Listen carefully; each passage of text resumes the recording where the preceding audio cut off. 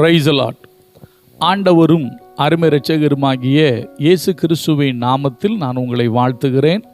மறுபடியுமாக கர்த்தருடைய பரிசுத்தமுள்ள சன்னிதானத்திலிருந்து கர்த்தருடைய பரிசுத்தமான வார்த்தைகள் மூலமாய் உங்களை சந்திப்பது மிகுந்த மகிழ்ச்சி.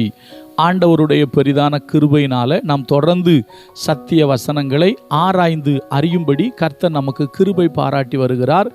இந்த வாரத்திலையும் நான் பரிசுத்த வேதாகமத்தை வாசிக்கும் பொழுது ஆண்டவர் எனக்கு கற்றுக் கொடுத்த காரியங்களை நான் உங்களோடு பகிர்ந்து கொள்ள விரும்புகிறேன். அருமையான கர்த்தருடைய பிள்ளைகளே, இந்த வாரம் முழுவதும் அப்போஸ்தலனாகிய பவுல் தன்னுடைய உடன் ஊழியக்காரனாகிய தீமோத்தேயுக்கு எழுதின நிருபத்திலிருந்து பார்க்க போகிறோம். அதிலும் குறிப்பாக 1 தீமோத்தேயு நிருபத்தில் அப்போஸ்தலனாகிய பவுல் தன்னுடைய உடன் ஊழியக்காரனுக்கு சொன்ன ஒரு 10 காரியங்களை பார்க்க போகிறோம். நன்றாய் கவனியுங்கள். அப்போஸ்தலனாகிய பவுல் மக்கதோனியா தேசத்திற்கு போகும் பொழுது எபேசுவில் இருப்பதற்காக தீமோத்தேயுக்கு சொல்லுகிறார்.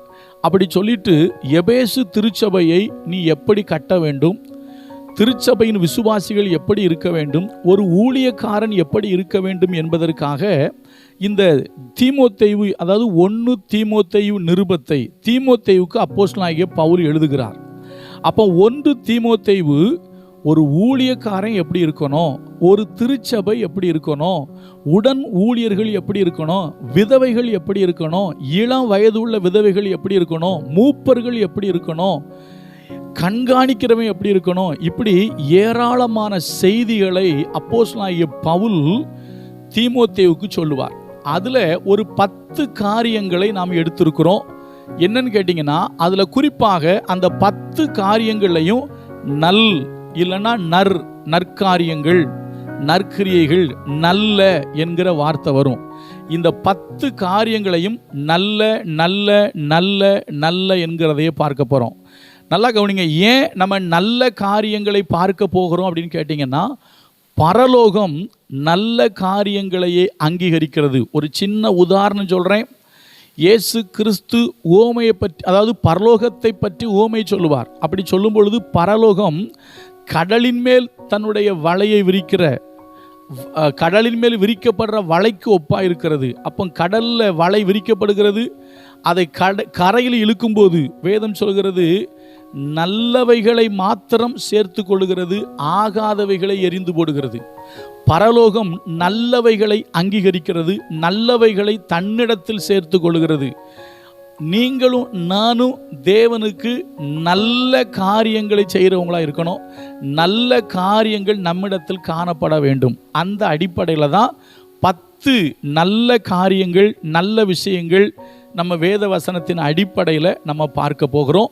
அதுவும் குறிப்பாக 1 தீமோத்தேயு நிருபத்திலிருந்து பவுல் சொன்ன ஒரு 10 காரியங்களை நம்ம பார்ப்போம். கர்த்தர் அதற்கு நமக்கு உதவி செய்வாராக. முதல் காரியம், அவர் சொல்கிற இந்த நிருபத்திலேயே முதல் அதிகாரத்திலேயே பவுல் தன்னுடைய நிருபத்தை எழுத ஆரம்பித்து அவர் உள்ள நுழையும் போதே ஒரு வார்த்தையை பயன்படுத்துகிறார். வாசிக்கிறேன் பாருங்க. 1 தீமோத்தேயு 1வது அதிகாரத்தில் 5வது வசனம். கற்பனையின் பொருள் என்னவெனில், சுத்தமான இருதயத்திலும் நல் மனசாட்சியிலும் மாயமற்ற விசுவாசத்திலும் பிறக்கும் அன்பே, இவைகளை சிலர் நோக்காமல்.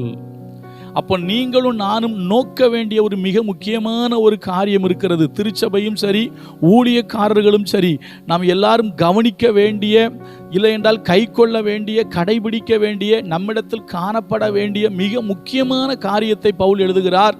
ஏன்னா கற்பனையின் பொருளே என்ன அப்படின்னு கேட்டிங்கன்னா, சுத்தமான இருதயம், அதே போல் நல் மன சாட்சி. நான் சொன்னது போல் 10 நல்லதுன்னு சொன்னேன் இல்லையா, அதில் முதல் நல்லது என்ன தெரியுமா? நமக்கு நல்ல மனசாட்சி வேணும்.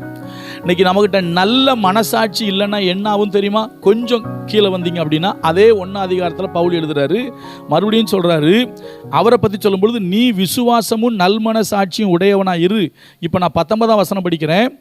இந்த நல் மனசாட்சியை சிலர் தள்ளிவிட்டு விசுவாசமாகிய கப்பலை சேதப்படுத்தினார்கள். நல்லா கவனிங்க. அருமையான கர்த்தருடைய ஊழியர்களே, அருமையான கர்த்தருடைய விசுவாசிகளே, கர்த்தரை பின்பற்றுகிற, கர்த்தரை அறிந்திருக்கிற, கர்த்தரை ஆராதிக்கிற தேவனுடைய பிள்ளைகளே, உங்களுக்கும் எனக்கும் சொல்லப்படுகிற மிக முக்கியமான செய்தி என்ன தெரியுமா?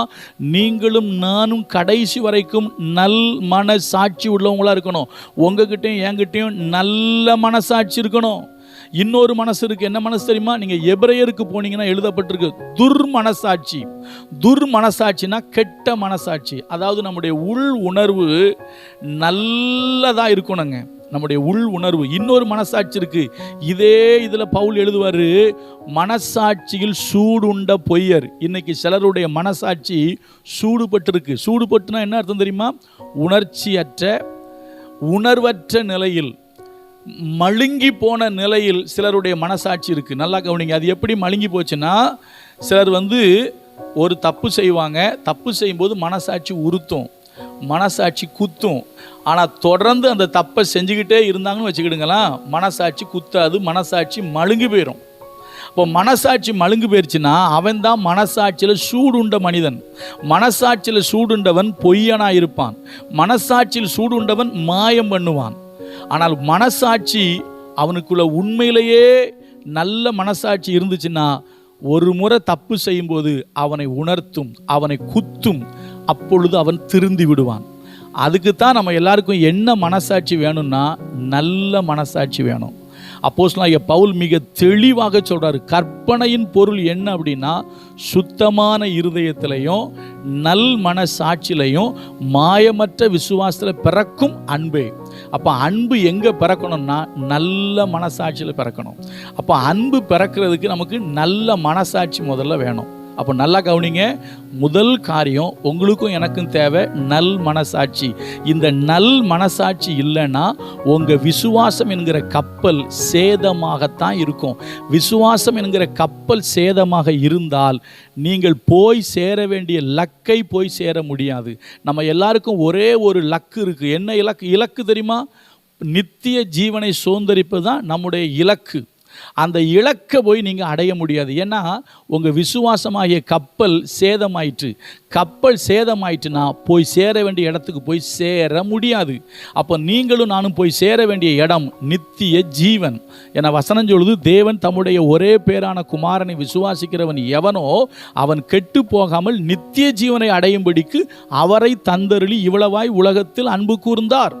அப்போ நம்முடைய ஃபைனல் என்ன தெரியுமா? பரலோகம்தான். அந்த பரலோகத்துக்கு போகணும் அப்படின்னா இந்த பூமியிலே விசுவாச கப்பல் சரியாக இருக்கணும். விசுவாச கப்பல் சரியாக இருக்கணும்னா நம்ம மனசாட்சி சரியாக இருக்கணும். அதுக்கு தான் நமக்கு நல்ல மனசாட்சி வேணும். அருமையான தேவ பிள்ளைகளே, அப்போ அப்போஸ்தலனாகிய பவுல் தீமோத்தேயுக்கு எழுதும்போது சொன்ன முதல் நல்ல விஷயம் என்ன தெரியுமா? நீ நல்ல மனசாட்சி உடையவனாய் இரு. நல்ல மனசாட்சி இல்லைன்னா உன் விசுவாச கப்பல் சேதமாயிரும். விசுவாச கப்பல் சேதமாயிட்டுன்னா உன்னுடைய ஓட்டத்தை நீ ஓடி முடிக்க முடியாது, லக்கை அடைய முடியாது. நல்லா கவனிங்க. உங்களுக்கும் எனக்கும் நல் மனசாட்சி அவசியம். நம்முடைய மனசாட்சியை காத்து கொள்ளுவோம். நாளைய தினத்தில் இல்லை இன்றைக்கு சாயந்தரமே இன்னொரு நல்ல காரியத்தை பார்ப்போம். கர்த்தர் நமக்கு அதுக்கு உதவி செய்வார். கர்த்தர் நல்லவர், அவர் கிருபை நம்மில் என்றும் உள்ளது. God bless you.